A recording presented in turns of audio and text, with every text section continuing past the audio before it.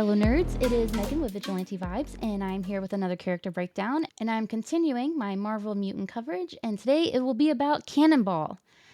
Who is Cannonball? Let's learn all about him. Cannonball's first appearance was in Marvel graphic novel number 4 in September of 1982. Young Sam Guthrie, aka Cannonball, was the oldest of 10 kids and was only 11 when he got caught up in a plot by some genetic offshoots of humanity called the Deviants. They were doing experiments on children to make themselves better.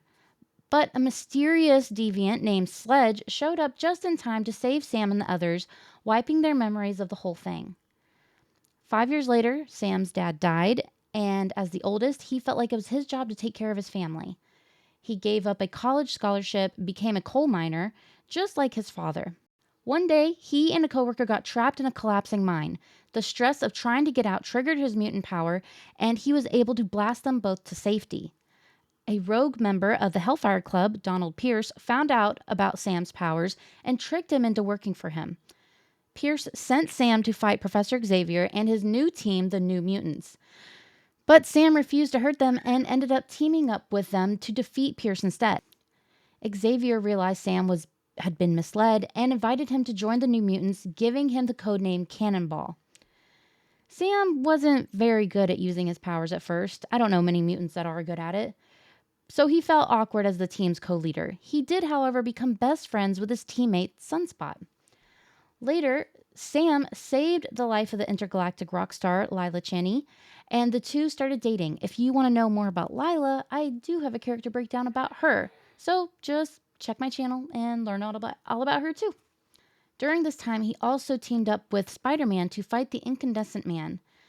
After a cosmic being called the Beyonder killed and brought back most of the New Mutants, Sam lost all knowledge he had gained about his powers and had to start all over.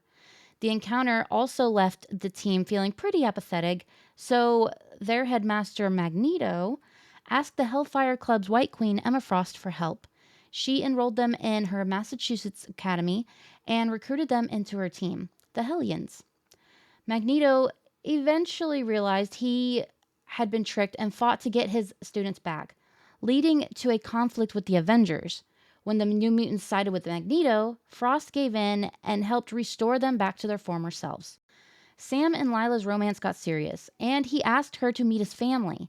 She showed up with a crystal for his mom, but he mistakenly thought she stole it when she actually carved it herself.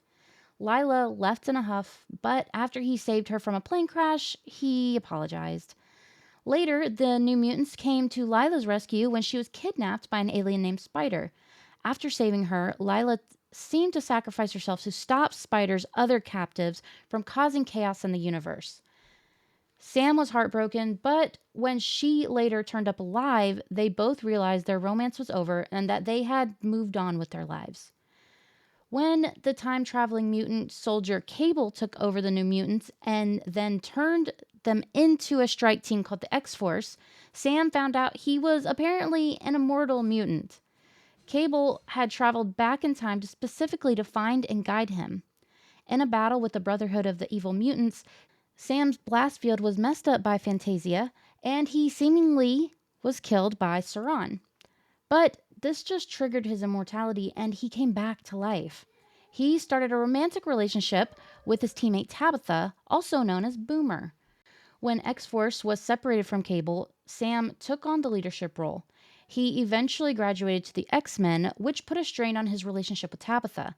Later, an ancient mutant named Selene made him question his immortality, raising questions that still have yet to be answered. The X-Men sent Sam to spy on Graydon Creed, a presidential candidate who was very, very anti-mutant. Sam went undercover as Samson Guthrie and joined Creed's staff, earning him his trust before Creed was assassinated. When he returned to the X-Men, he found himself fighting Gladiator, an almost invulnerable warrior from the Shi'ar Empire's Imperial Guard. Gladiator came to Earth to force the X-Men to help him. With some creative use of his powers, Sam was able to withstand Gladiator's strongest attack and defeat him. Sam eventually left the X-Men to go home and care for his sick mother. He ran into the deviants again, but he didn't remember their first encounter. He got help from the X-Force to fight them and rejoined the team afterwards. Sam became the leader of the X-Force again just before they were called in to help a former spy named Pete Wisdom recover a downed satellite. After his mission, his memories of his first encounter with the deviants were restored. He later asked Wisdom to give the team a new purpose, and Wisdom introduced them to the world of Black Ops. After Wisdom faked his own death, Sam took over and continued the mission until the X-Force was seemingly killed in a massive explosion. They later resurfaced, but a new media-friendly team had taken the X-Force name and trademarked it. Sam went on to join Xavier's X Corporation, a global search and rescue team for the oppressed mutants. After a disastrous mission that resulted in his teammate Darkseid's death, he desperately needed a fresh start. He rekindled his romance with Lyla and met with the weather-manipulating mutant Storm. He saw her X-Men team's role as global peacekeepers as the opportunity he was looking for and accepted her job offer to join. When Storm's team became the government-approved Extreme Sanctions Executive. That is so much in my mouth. Oh, that's a weird thing to say. That was a mouthful. They moved back into Xavier's mansion. Sam was injured in a fight with the extra-dimensional Fury and had to temporarily lead the team in order to recover. Back home, Cable asked him to rejoin X-Force to fight an ancient evil being called the Scorn. Sam refused, saying Cable wasn't trustworthy, and they fought. After he was defeated, he was recruited into the Mutant Liberation Front by its new leader, a future version of Cable's ally Domino, who was pretending to be a villain named Strife. The Mutant Liberation Front teamed up with the X-Force, Wolverine, and the Fantastic Four to fight the Scorn, who was defeated at the apparent cost of Cable's life. Sam, his former X-Force teammate Siren, and Deadpool then went to find Cable, whose essence was scattered across different alternate Earths.